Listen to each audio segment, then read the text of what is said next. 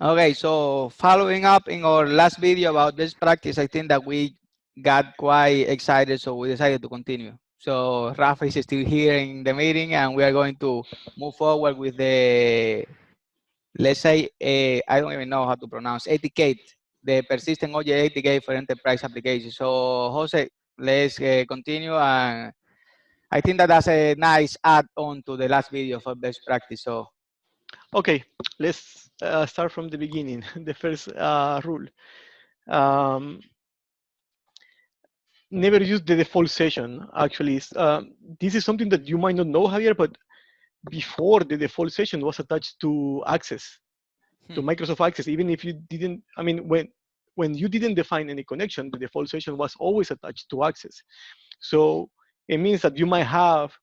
Uh, I'm talking about long time ago, really long time ago. I mean, you might have your application connecting to Oracle, and then someone forgot to, I mean, which session or unit of work to use, and they got the default because it was like around, and then you see an access file in the bin folder beside everything else. So in general, I think that you should set that to null actually.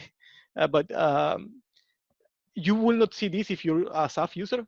I mean, you will not go through this.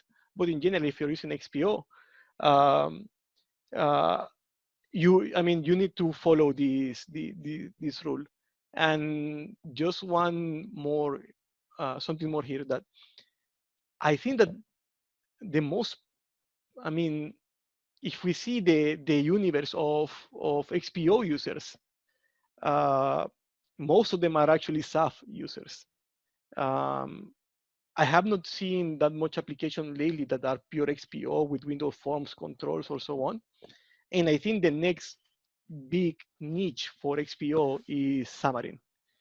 I think that in Xamarin, they actually have really huge advantages over Entity Framework.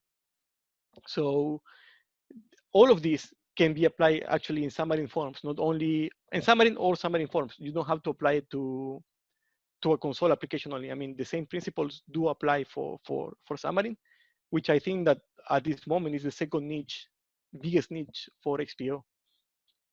So let's continue with the second etiquette rule. So yeah, for this one, I think that we should bring yeah, up the link for XPO okay, business classes comparison, so we can quickly yeah, touch on that. let's go here.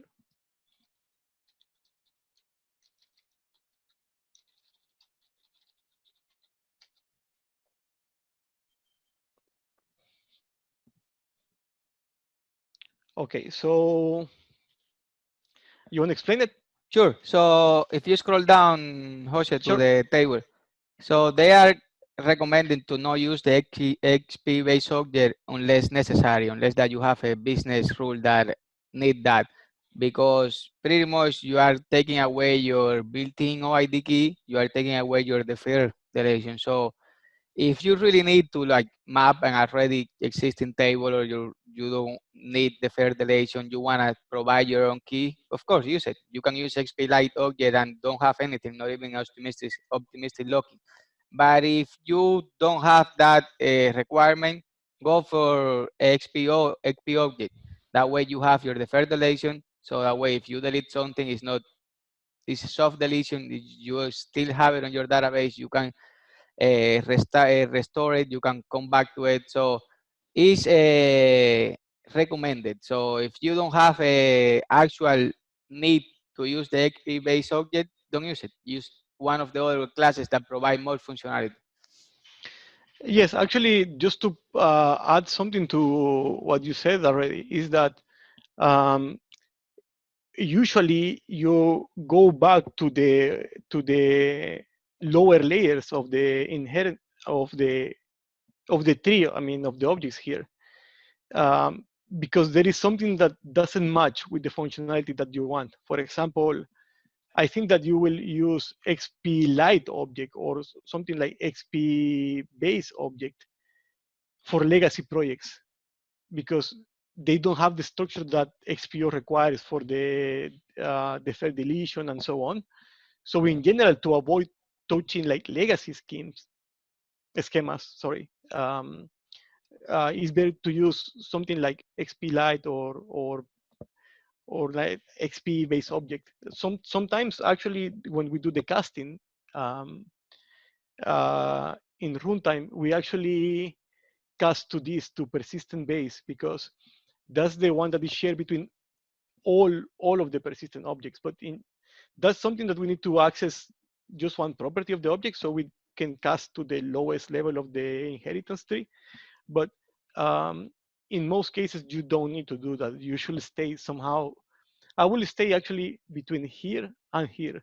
The only thing that I don't like about the actual XPO object, which is the one who provide all the functionality, is that they do use an integer key, and I really don't like that. I like OIDs like widths, which is like this long number.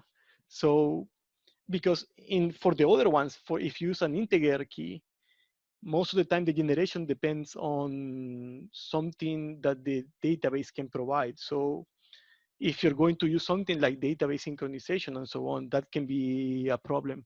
So I will try to avoid using actually the XPO object. I will use XP custom object and I will define my own key as a grid or something like that. If you're using Xamarin, actually, especially, and if you're using SAF, they have that already done for you with the base object of SAF.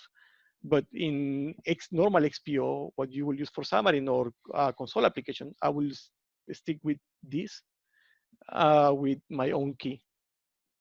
Yeah, I know if you also need to map a view from the database or something, XP Lite object will be perfect. Will So be perfect. the key is already there. You don't need the first relation. You don't need anything. You just need to map it. So there Hmm. are cases that you really need to use other object, but if you don't go to the Yeah, XPA base object. exactly. So let's go back to the first article and let's see we're in number 3. I mean, this they don't have numbers. It's like the bullet number 3 So is I this. think that the third and the fourth is pretty much the same. It's just letting us know that if try not to put business rule inside of your setter, of your getter, of your business, of your persistent property. And if you have to do it, try to always be checking for the is loading, is saving. That will avoid a lot of sometimes I don't know recursion. If you are changing a property and you are loading the property and then you come back and load it again and that becomes a cycle that it will. Actually, sometimes when you do stuff like that, you will in the end throw an overflow exception because it will be looping through the same because you change something, it will change the state of the object and it will go back and then bam, it's done. So in general, they mention that a lot and it's hard to do, but after you have some experience, you will find some ways to do it. That for me and what they recommend, the persistent object should be a representation of your structure where you want to store the data. And you can use any other pattern to inject logic above it or to listen to when the object is changing or something. So that way you can avoid writing code in the getter, on the setter, or in the on saving or on deleting. That you should do only if you know what you're doing. So in general, I will even recommend this for any, if you're using like Xamarin and you're doing view models and so on, it's exactly the same. It's not a good place to put the logic in any case, not only for XPO, just in any case, I will say. So I don't think that there is much to explain about this, but actually, Javier, this is something that I see in a lot of places because funny as it sounds, um, a lot of people don't know that the on change actually exist. I will go back to Visual Studio to show that. And we have the customer that we created before. Actually, if there is something that I will change on the templates that they include for new item persistent object and for the shortcut, is that I will put this already. Like,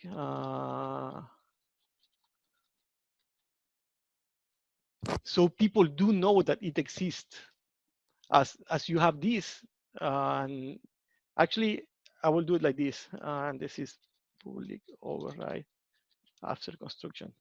So for me, what a persistent object should look like at the beginning. It should be something like this, because you will know that you have the people put logic in the setter and the getter because they don't know that the on change is there, because you need to overwrite it.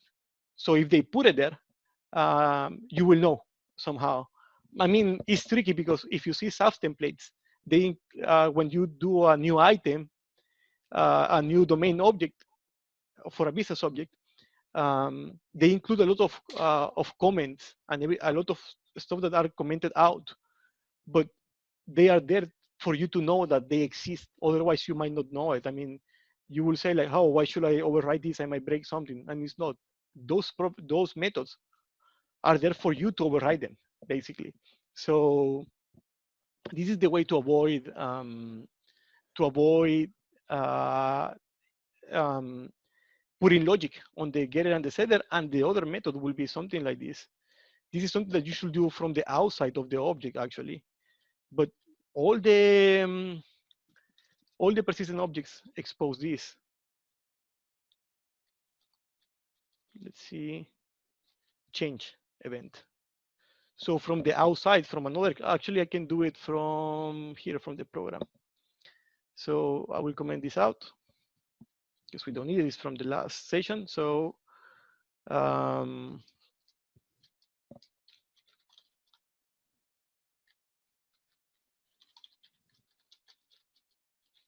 okay, so I, for me, you should do something like this. If you're not listening from the inside, you should listen from the outside, like this.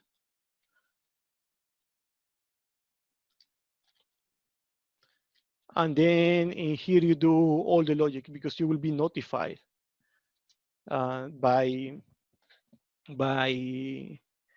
any notification change. So you don't need to do it in the get or set. So uh, it's a different pattern and that's it. But it's safer actually because you don't interrupt uh, when the stuff are happening. You do it when they're done already. So it doesn't break somehow the code. And I think it's enough for this. I mean, is there anything else that you want to add to this? The only thing that I will add is like if we come back to the article, we Uh-huh. see the snippet that they present there. It's nice that they are showing that the set property value is actually returning a Boolean field, notifying you that the value actually changed. So you can use that because it doesn't make sense that you are running your business logic and the value hasn't even changed. It's the same value. So the set property value has checking, as we saw in the last video, about if the value is the same one returned, but we actually got that notification. And if we are using our business rule here, we can check for that value. And if it hasn't changed, it doesn't make sense to run our business logic again. And not only that, we also have to think that our on saving methods, it runs several times. For example, in a nested object space, it will run when the child get modified, but then when the parent gets saved again. So you will be running your business logic twice. So you need to also account for that in your code. So that will be pretty much my two additions to your comment, but I Mhm. think that that's all that I think that you covered pretty much everything there. Okay, so they have more examples in here, which I think, I mean, the ones that we have are more than enough. So let's go back to the next etiquette rule. Okay, so it's bad idea to throw exceptions inside of your persistent objects. Actually, um, if if you do a separation of concerns of responsibility of what should do what, in general, a persistent object should only load and persist data. So in general, there should not be any code that can throw an exception there because the loading and the persistence of the object is done by the unit of work, the session, and in general by everything that is provided by Developer Express.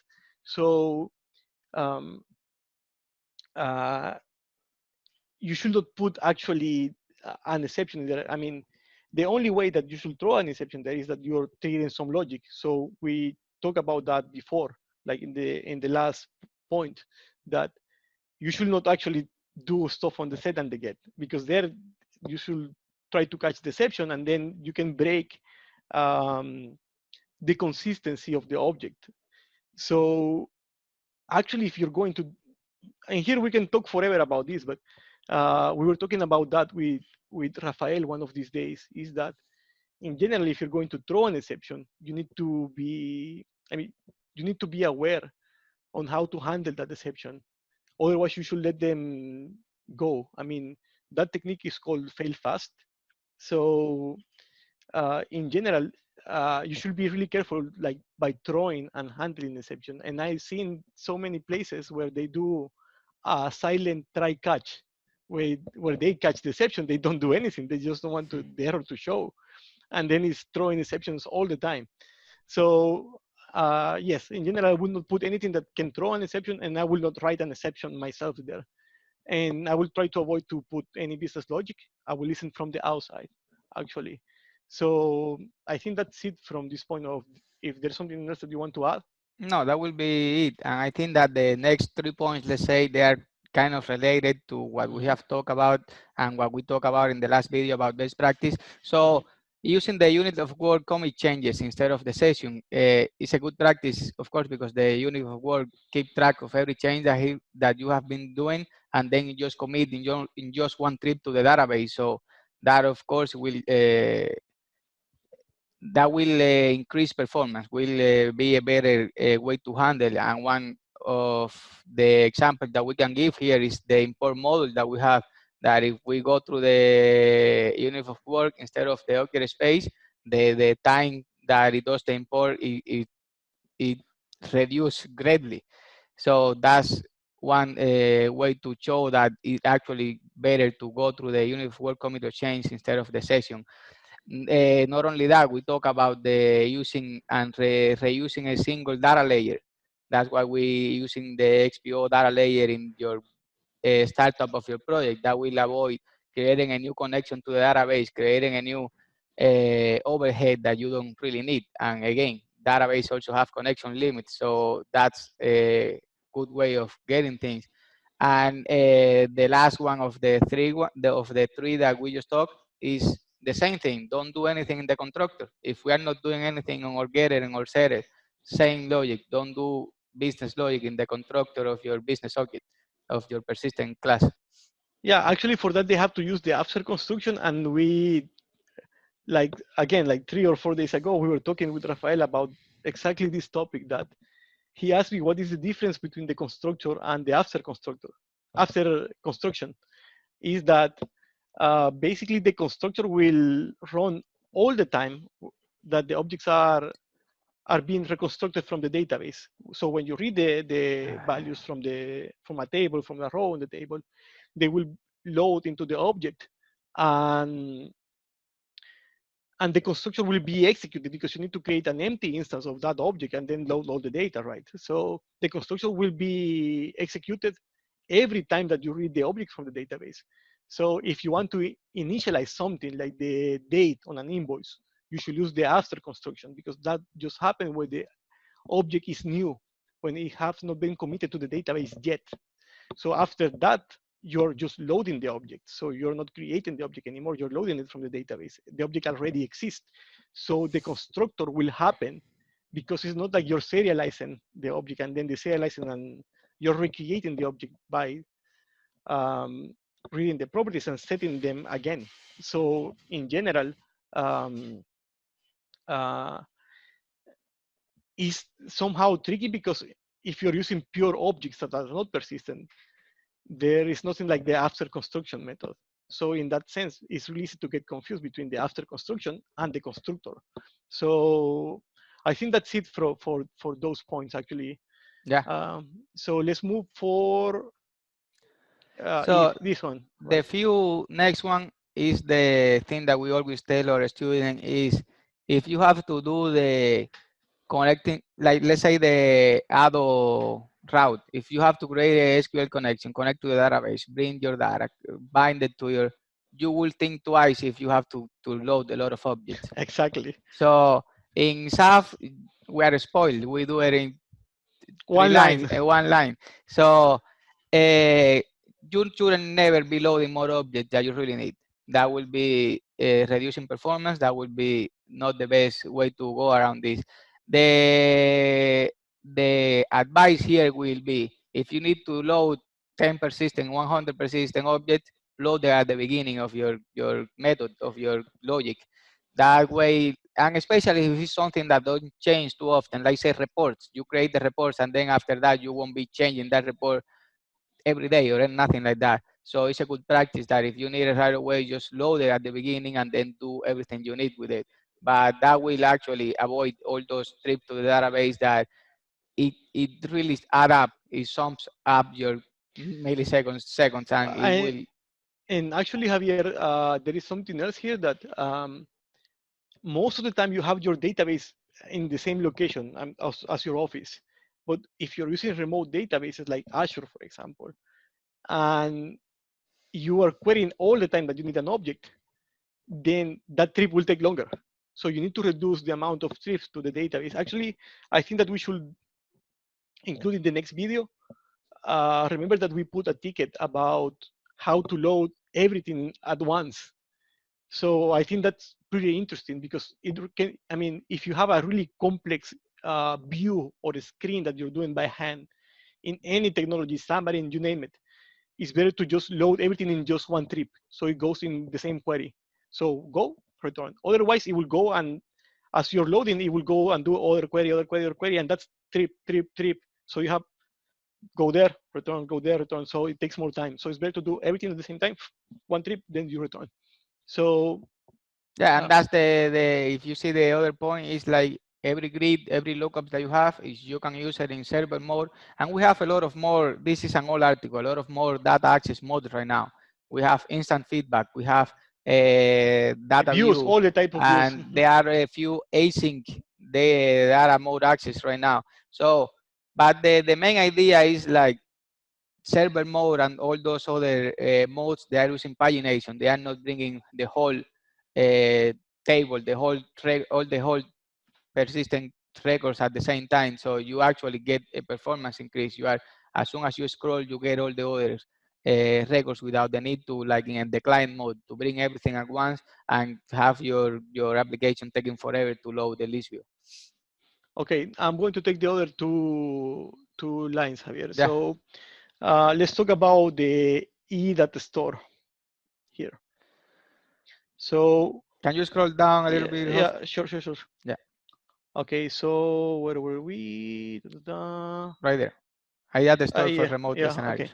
So let's highlight just a few more topics because all of them are related in general. Okay, so um, the eData store implementation, I mean, there are several implementations. Actually, each database provider is an implementation of eData store. So some of them are better than others to handle the communication. Actually, we do have one and it's open source now. It should be there in GitHub that do the communication through a web API of ASP.NET Core. So in that sense, what you are transferring through the wire are not the actual objects. You are transferring through the wire the data that will create or persist the objects. So, because since XPO objects, they implement somehow lazy loading, serialization won't work because you will serialize forever and you will serialize all the database with all the records. It will never stop. It will actually through, I don't know which exception, like timeout or something. So in general, XPO objects are not serializable in the way that you might think, but I mean, you can do it actually if you write your own serialization process. But if you're going to wire the objects, you should send through the wire the information. I mean, the selected data, the modified data objects, not the actual objects. Because if you do that, you might serialize forever and might loop back and hundreds of things. So um, in that sense, you should either implement your own, do the communication yourself, or get one implementation that WCF, for example, or uh, our implementation, which is also there, that will work in Xamarin, which is the XPO Web API. And then the next point is basically somehow related. Um, since this article is really old, and I don't know if you have ever used that, Javier. I mean, do you know what is an XML web service from .NET? I Ha- don't think you have seen. I don't think the studio even includes the template anymore. I have So just read it about it. I have never used it. so basically, when .NET started, they were thinking, oh, XML is everything. We should do everything on XML. And I was, yeah, we should do that. I was like 22 years old or something like that. And I was thinking, oh, XML is the future. And it actually is. I mean, it's a nice tool or language. I don't know what will you name it, but in general, the problem with XML is that the schema of the data can be like 10 times bigger than the actual data. So I remember one case we were transferring through the wire in XML, like, I don't know, like 20 megabytes of records. That was the actual data. And when we put it in XML, the schema was so big that was like 700 megabytes actually. So in that sense, um, that doesn't apply that much anymore because I don't think anyone is using XML web services anymore. Uh, they are not even included. I mean, I think if you're using it, it's because you have really old legacy Let me ask code. you, Jose. Now that we're talking about this, I had used a long time ago a lot of subservice, and there was a lot of XML's layer there about Mhm, how mhm, to actually define your complete sub request and everything. mhm. What is the difference between this XML web service and all those sub implementation that they actually rely heavily on XML? No, the implementation is actually the same. I mean, those were Okay, the, then I have used it. yeah, I mean, the thing is that at that moment, you, of course, you will not remember this because you were not Born. working on this time. But yes, this is like tales from the past. But there was one moment where everyone said like web services will fix everything. You should use it in everything, and XML is the future. So, but then everything was too heavy to transfer. So I'm glad that there is something like JSON and binary JSON that is really compact, so you can transfer it through the wire. And also a little add here: if you use our implementation on the of XPO Web API, we compress the data between the wires. So you maybe what you're sending is like 10 kilobytes, but you will send 3 actually because it's compressed. So it will reduce the traffic in the network. So in general, I mean, this is a topic that we can do just a video on that, where we compare XML web services, JSON web services, and our implementation on XPO, and we can prove actually that this ours is way faster, and it will use less bandwidth actually. So The other nice thing that I like about using the iData store is that you have complete access to all your, like, let's say your modified data, your select data. That way, you actually can even, instead of using the security system, filter right there by the user ID. exactly, You can restrict use. Let's say you don't want them to allow to do any change, so you in the modified data make sure that it doesn't go through. Like it throws an exception, as they are saying in the other point there. So it gives you a really granular control. control. Yeah, Exactly. and actually, um, well, we were remember that we found uh, something that, okay, we were looking for all XPO and SAF articles, and at one moment they talk about this. So in general, this person, Martin Follower, do you remember the name of the book? Yeah, it's building patterns for enterprise application by Martin Fowler. So Okay, so in that book, I mean, if you have the time to read, it's like really deep in general, but you will understand really good XPO and SAF in general, and you will understand each of the layers because XPO is like a it's layer really cake. well designed. Yes, yes, yes. So if you know which layer to modify, you have the greatest tool. Actually, we were talking about that this morning. That I want to compare GraphQL with XPO, especially with the implementation of the iData store, because I want to prove that you can that it's doing the same exactly. So GraphQL is just because it's new, is because it belongs to Facebook, and it's the buzzword like of the moment, GraphQL. But you can do the same with XPO. And remember that we have this idea that we want to use XPO in everywhere. So I did the example of GraphQL using XPO, but actually, I was thinking about the architecture, and basically everything that GraphQL offers, XPO offers is also. The only difference that GraphQL, they put it like, oh, it's for the web, it's for transferring through the wire. XPO can do the same. So uh, again, that's a separate video because we can go out of topic forever there. So where were we? So we just talk about all those points there about the data store. The next one was Mhm. using domain model whenever possible, and you were touching Oh on yeah. that one right now. Hmm. And here, So let me take that one. So the on-saving and on-deleting methods, they are really good for two mainly things, for custom key generation. So let's say that invoice, most of the time, every company, you need to have an invoice number. So you need to be creating those key. And that will give you a nice ways to create it when you are saving. You go and you check what is the next one available, or you do any custom, because some companies, they have really weird generation. They need to have the date on the key. They need to have the number of the company. So you can do anything you need there.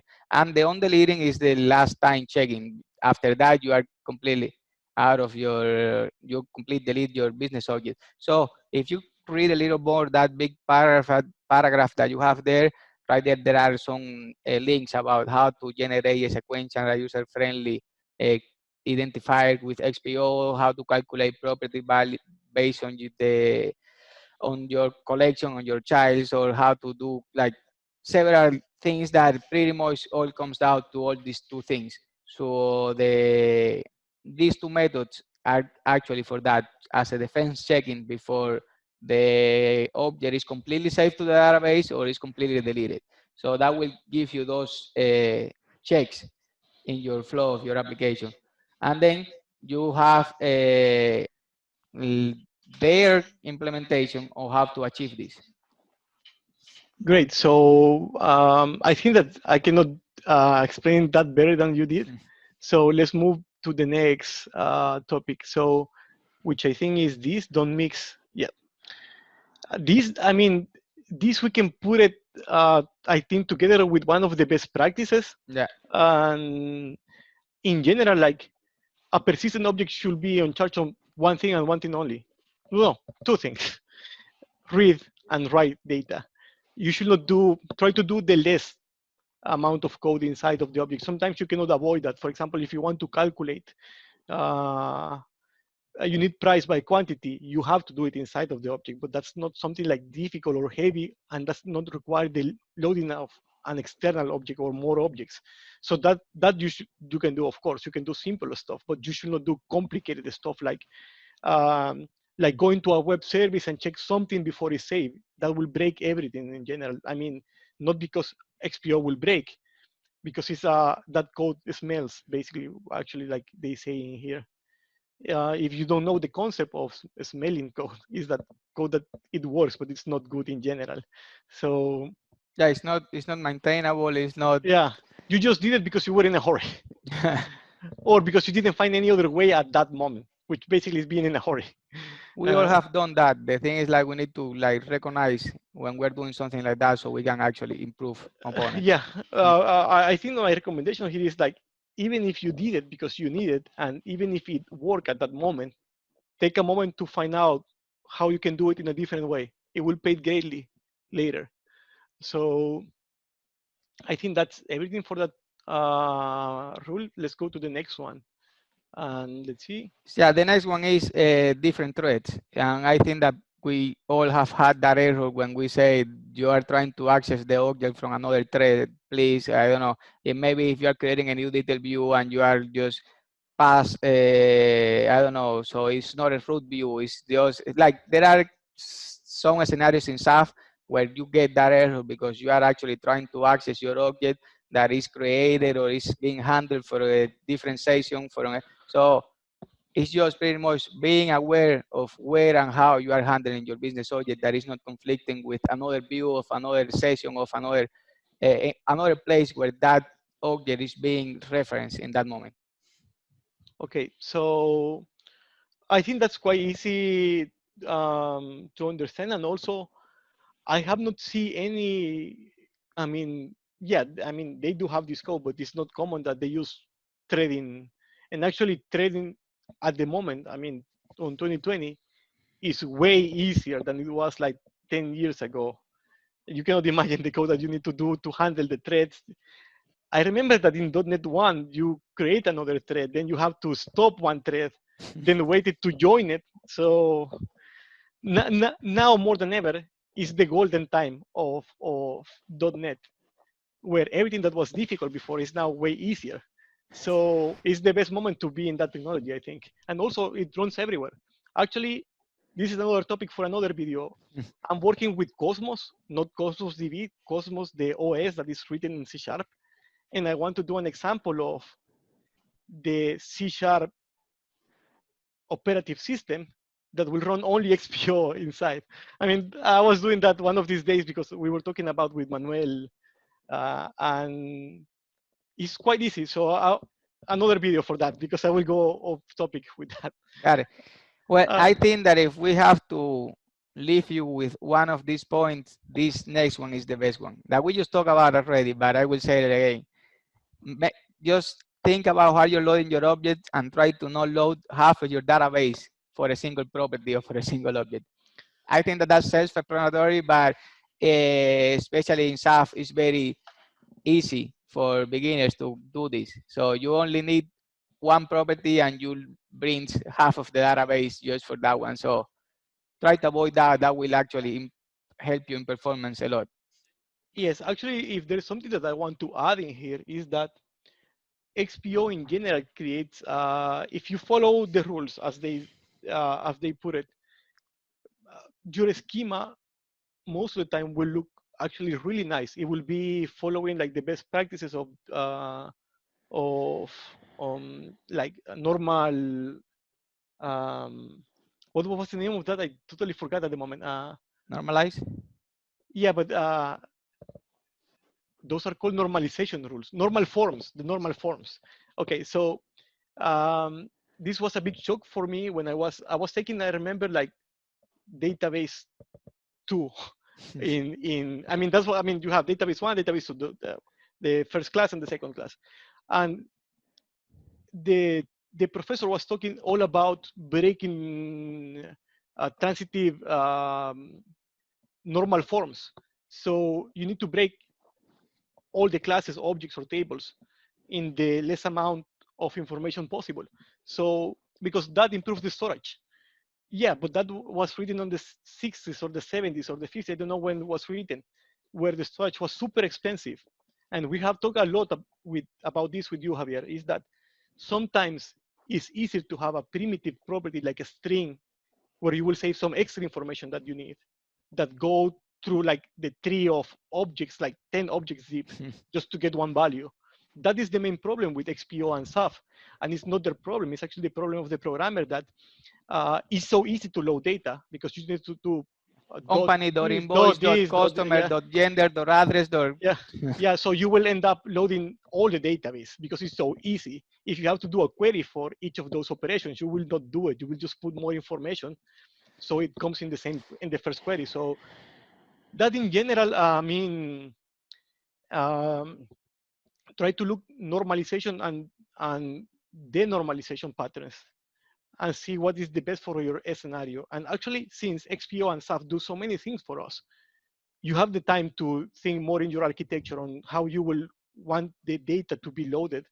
Because remember that we did that for one of our customers, that we reduced the loading time of everything to zero basically because we preloaded, we did a lot of tricks. But if someone tell me that XPO or SAF don't have a good performance, I can say like it's not that.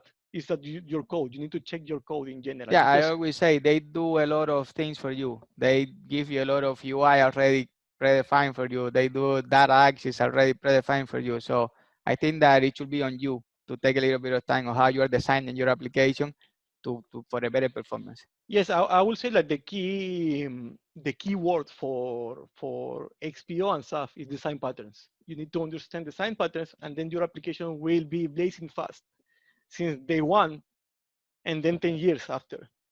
But most of the time, you do something like in a hurry, and it works with 10 records. But what will happen when you have 10 million records? So you always need to think about that scenario in the future. Like, hey, what will happen when I have 10 million records? Will this Zoom that I'm doing in a for each work? How will it work? How long it will last? So basically, that's it. I mean, in general, for me, the recommendation here is like use primitive properties that allows you to save information that avoid to query new objects in general. So you don't have to go through the level like customer dot address dot city dot street dot blah blah blah, right? Because all of those might be different objects, and you will go to do a query in each of them. So where were we? Yeah, no, the next one is adding a little bit more on this same topic. It's like if you already have your application developed, you can change that because I don't know, work for a few several years that you have done, and you I don't know, you don't have the resource to come back and refactor everything.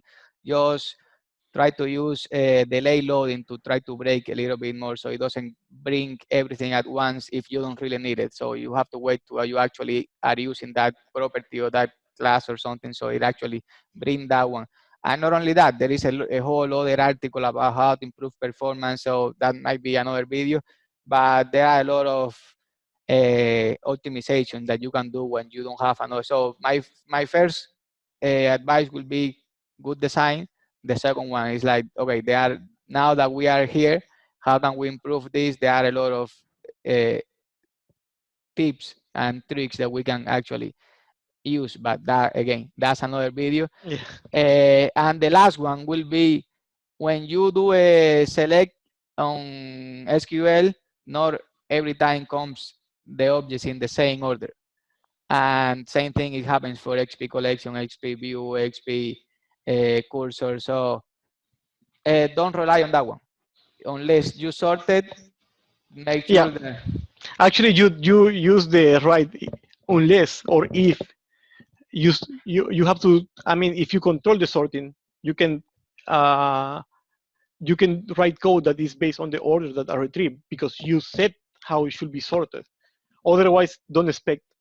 Most of the time, it will look like it is in the same order, but maybe tomorrow it will not be in the same order. And also to know the order, you need to run it once at least. As you say, we were talking about that before, Javier. yeah, So yeah, that's and I will add something else here that if you're going to use objects to process them or just to have them as other information or related information for whatever you're doing, um, don't create an XP collection. If it's not going to be bound to a visual control, just use an XP view query.